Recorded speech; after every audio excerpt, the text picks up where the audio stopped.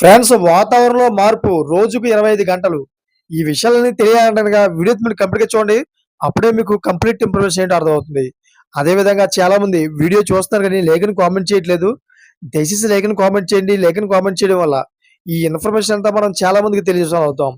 అదే విధంగా చాలామంది సబ్స్క్రైబ్ చేసుకోవడం మాత్రం మర్చిపోతున్నారు. దయచేసి సబ్స్క్రైబ్ చేసుకోండి. సబ్స్క్రైబ్ చేసుకోవడం వల్ల నేను చేసే ప్రతి ఒక్క అప్డేట్ మీరు ముందుగానే పొందగలుగుతారు. ఫ్రెండ్స్ ప్రస్తుతం మనం ఒక రోజును 24 గంటలుగా లెక్కబడుతున్నాం. కానీ భవిష్యత్తులో ఇది మారే అవకాశం ఉందని శాస్త్రవేత్తలు చెబుతున్నారు. భూమి తన చుట్టూ తాను తిరిగే వేగం క్రమంగా మందగిస్తూ ఉండడం వల్ల ఒక రోజు 25 గంటలుగా మారే అవకాశం ఉందని వారు అంటున్నారు.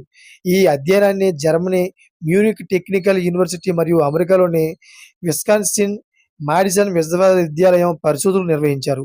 అయితే ఈ మార్పు వెనక ప్రధాన కారణం చంద్రుడు భూమికి ప్రతి సంవత్సరం సుమారు 3.8 సెంటీమీటర్ల దూరం అవుతుండడమే. చంద్రుడి ప్రభావంతో ఏర్పడే సముద్ర జల తీర మార్పులు భూమి భ్రమణ వేగాన్ని ప్రభావితం చేస్తున్నాయి.